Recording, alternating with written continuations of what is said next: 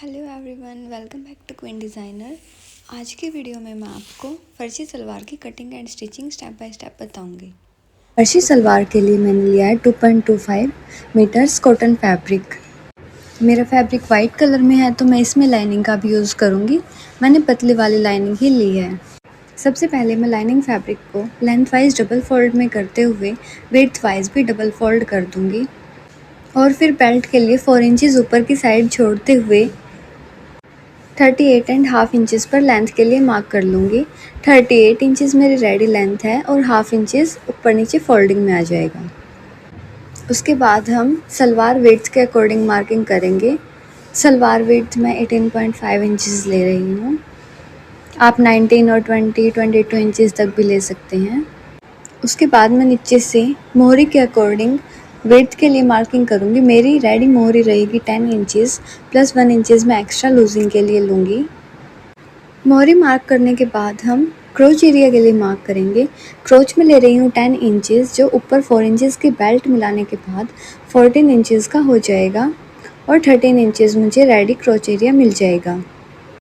अब हम hip curve scale का यूज़ करेंगे। हिप कर्व स्केल को हम क्रोच एरिया के साथ मिलाते हुए नीचे जो हमने मोहरी के लिए मार्किंग की थी उस तक मिला देंगे और मार्क कर लेंगे और फिर मार्किंग के अकॉर्डिंग परफेक्टली कटिंग कर लेंगे।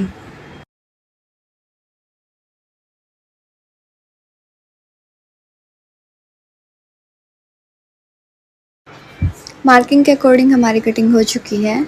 अब हम बंद वाली साइड से लेंगे और 1.5 इंचेस पर या फिर 2 इंचेस पर मार्क कर देंगे कि हम डाउन के लिए मार्क करेंगे और इस मार्क को हम क्रोच एरिया के साथ टेढ़ा मिला देंगे और इसके एक्स्ट्रा डाउन के लिए कटिंग कर लेंगे।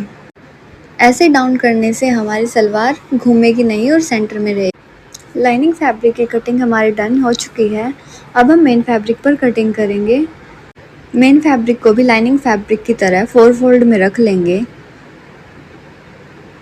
और चेक कर लेंगे कि ओपन वाली साइड एक तरफ होगी और क्लोज साइड एक तरफ। उसके बाद हमने जो लाइनिंग फैब्रिक कट किया था उसको ऐसे के ऐसे हम लेंथ वाइज मेन फैब्रिक पर रख लेंगे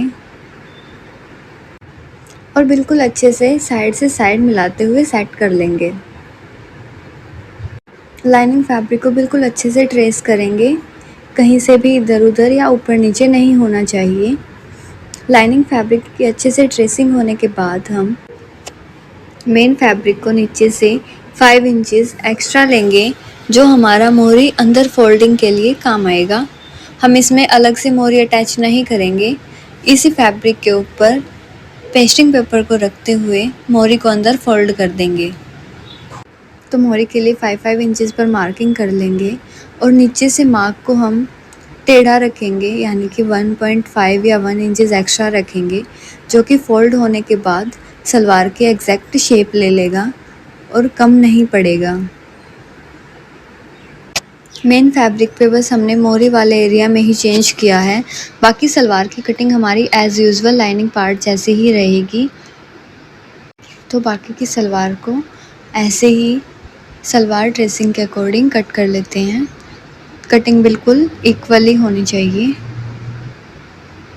तो इस तरह से फर्शी सलवार की कटिंग तो हमारी हो जाएगी। अब हम बेल्ट के लिए कटिंग कर लेंगे। बेल्ट के लिए हम फैब्रिक को डबल फोल्ड में लेंगे और 7 इंचेस लेंथ वाइज और 24 इंचेस विड्थ वाइज कट कर लेंगे। तो ऐसे हमारी फर्शी सलवार की कटिंग इजी मेथड से डन हो जाएगी। फर्जी सलवार की कटिंग डन होने के बाद अब हम फर्जी सलवार की स्टिचिंग करेंगे। सबसे पहले हम लाइनिंग फैब्रिक और मेन फैब्रिक दोनों के क्रोच एरिया को मिलाकर स्टिच कर लेंगे। सबसे पहले स्ट्रेट स्टिच लगाएंगे और क्रोच एरिया में स्ट्रेट स्टिच लगने के बाद इसको खोल कर रख लेंगे और फिनिशिंग के लिए उसके साथ में ही एक और स्टिच लगा लेंगे। सेम ऐसे ही दूसरी साइड से भी क्रोच एरिया को ज्वाइन कर लेंगे और स्टिच कर लेंगे। क्रोच एरिया हमारा ज्वाइन हो चुका है और फिनिशिंग सेम भी हमने लगा ली है। अब मैं बेल्ट ज्वाइन करूँगी। बेल्ट को मैंने 2 पार्ट्स में कट किया है। मेन फैब्रिक और लाइनिंग फैब्रिक दोनों एक साथ ज्वाइन करेंगे तो मेन फैब्रिक को मैंने right to right side face करते हुए रख लिया है और लाइनिंग फैब्रिक को एक साइड पर ही रखा है। अब बेल्ट पर दोनों साइड मैं स्टिच लगा लूँगी और फिर दोनों साइड स्टिच लगाने के बाद हम फैब्रिक को पकड़कर पलट देंगे। ऐसे लाइनिंग अटैच करने से हमारा कहीं पर भी कोई जॉइंट नहीं दिखेगा और परफेक्ट फिनिशिंग के साथ हमारी बेल्ट तैयार हो जाएगी। अब मैं बेल्ट पर सेंटर के लिए और साइड के लिए मार्किंग कर लूँगी। जहाँ पे मेरा जॉइंट आया था उसको मैं सेंटर पार्ट रखूँगी और डबल फोल्ड करते हुए दोनों साइड पर साइड मार्क के लिए कट लगा लूँगी। अब साइड वाले कट से 3 इंचेस पर मार्क करेंगे दोनों साइड पर। इसी मार्किंग से हमारी फर्शी सलवार की प्लेट्स डलेंगी। अब मैं सलवार को बेल्ट के साथ अटैच करूँगी। सबसे पहले बैक साइड पर सेंटर पार्ट में एक दूसरे की साइड फेस करते हुए 2 प्लेट्स बना लूँगी। दोनों प्लेट्स का फेस मैं एक दूसरे की तरफ रखूँगी और दोनों प्लेट्स का साइज़ भी सेम होना चाहिए। तो अब प्लेट्स बनाने के बाद मैं 1/2 इंच के मार्जिन पर इन पर स्टिच लगा लूँगी। बैक से शुरू करके मैं साइड वाले मार्क तक स्ट्रेट स्टिच लगाते हुए चलूँगी। ध्यान रखें कि स्टिचिंग मार्जिन बिल्कुल सेम रखना है और स्टिच बिल्कुल स्ट्रेट लगानी है। साइड वाले मार्क तक स्टिच करने के बाद जहाँ हमने 3 इंचेस छोड़कर मार्क किया था वहाँ से प्लेट्स बनाना शुरू कर देंगे। फर्शी सलवार में हमारे बहुत ज़्यादा प्लेट्स भी नहीं बनती हैं। मैं बड़ी 4 से 5 प्लेट्स यहाँ बनाऊँगी। तो ऐसे हम प्लेट्स बनाते हुए चलेंगे और हमें सेंटर वाले पार्ट का भी ध्यान रखना है। जहाँ पर हमारा सेंटर पार्ट मिलेगा वहाँ तक ही हमें बस प्लेट्स बनानी है और बीच वाले गैप में सेंटर तक स्ट्रेट स्टिच कर देंगे। ऐसे ही हम दोनों साइड पर प्लेट्स बना लेंगे और हमारी प्लेट्स बनकर रेडी हो जाएंगी। उसके बाद हम प्लेट्स वाले फैब्रिक को ऊपर की तरफ फेस करते हुए फिनिशिंग के लिए स्टिच लगा लेंगे।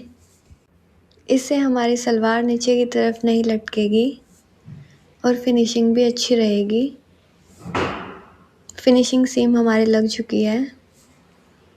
अब हम सलवार में इलास्टिक डालेंगे। इलास्टिक डालने के लिए सबसे पहले बेल्ट को ऊपर से 1/2 इंचेस ऐसे ही फोल्ड कर लेंगे और स्टिच लगा लेंगे। हमें 1/2 इंच से ज़्यादा कपड़ा फोल्ड नहीं करना है। तो ऐसे ही 1/2 इंच फैब्रिक फोल्ड करते हुए मैं स्टिच लगाती हुई चलूँगी और पूरे बेल्ट फैब्रिक को ऊपर से 1/2 इंच फोल्ड कर लूँगी। फोल्ड होने के बाद मैं वेस्ट के अकॉर्डिंग इलास्टिक लूँगी।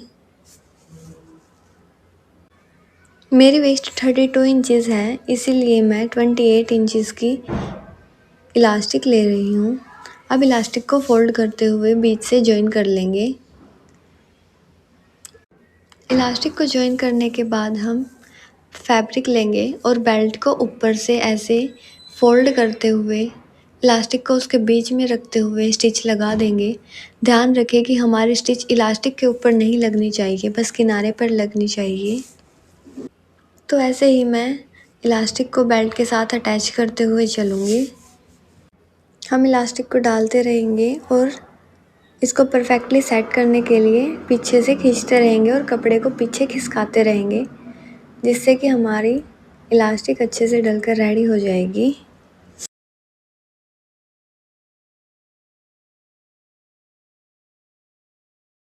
तो ऐसे हमारी इलास्टिक डलकर रेडी हो जाती है। उसके बाद हम फैब्रिक को ऐसे खींचते हुए इलास्टिक को अच्छे से सेट कर लेंगे